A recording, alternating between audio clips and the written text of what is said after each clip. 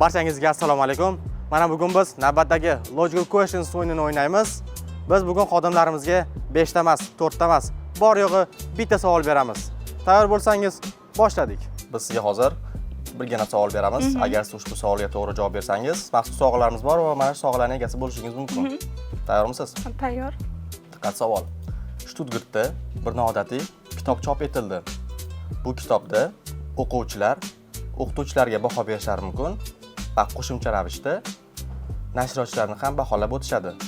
Diqqat savol. Bu kitobning noodatiyligi nimada? Kitob yo'q. Da. Aniq javobingiz?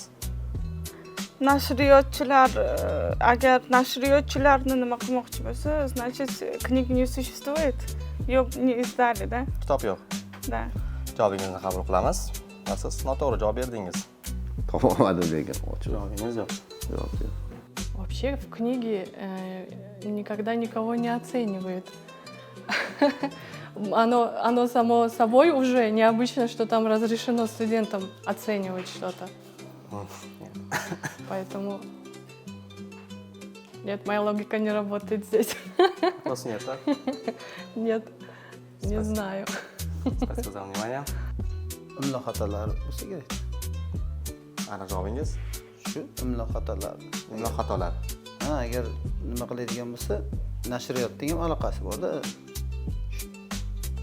Imlo xatolar bilan. Sizni javobingizni qabul qilamiz va siz to'g'ri javob berdingiz. Siz berilgan ushbu savolga to'g'ri javob berganingiz uchun mana sovg'amizni egasi bo'ldingiz. Ishlaringizga rivoj, sog' va salomat bo'ling. Salomatmisiz? Yaxshilaysizmi? Hozir biz sizga bitta savol beramiz. Bor yo'g'i bitta. Agar siz ushbu savolga to'g'ri javob bersangiz, maxsus sovg'alarimiz bor va mana shu sovg'alarning egasi bo'lishingiz mumkin. Tayyormisiz? Tayyorman. Unda boshladik. Birinchi savol. Sherlock Holmes ko'chada ketayotganda bir ayol kishining jasadini ko'rib qoladi va oldiga boradi. Oldiga borganda tabiiyki u qotillik edi. Sumkasini ochadi. Sumkasida telefonni oladi-da, ayol kishining eriga telefon qiladi. Va aytadi, tezroq yetib keling, siz ayolingiz o'lgan. Va uning eri darhol yetib keladi-da, sarosimaga tushib boshlaydi. Senga nima bo'ldi? Kim seni bu ko'yga soldi? deydi. Shunda Sherlock Holmes politsiyaga yuzlanib, qotillik fosh bo'ldi. Bu uning eri deb aytadi. Savol: nega aynan Sherlock Holmes qotilni eri deb atadi? Bilmadim endi u qayerdan bilibdi, что unga nimadir bo'lganini. Savol ham mana shunda, qiziq ham shunda. Я не знаю почему. Mani fikrim, bu qarorga kelishiga sabab qotillik sodir bo'lgan joyda adresini tushuntirmagan bo'ladi eriga, aytmagan bo'ladi. Aniq javobingiz? Shunaqa. Aniq adres aytmagan bo'ladi. Adres aytmagan bo'ladi, o'sha yerga yetib kelgan. Sababli u unda ikkilanish paydo bo'ladi. Qayerdan u xotinni, qayerda voqea sodir bo'lganini qayerdan bilishi mumkin? Demak, o'zi sodir qilgan degan fikrga boradi. Javobingizni qabul qilamiz va siz to'g'ri javob berdingiz.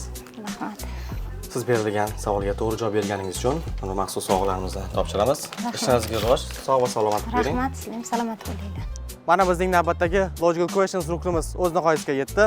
Har bir savol bilim eshik kalitlarini ochadi. Va bilim olishdan hech qachon to'xtamang. Sizga sog'lik va salomatlik tilagan holatda xayr deb qolamiz.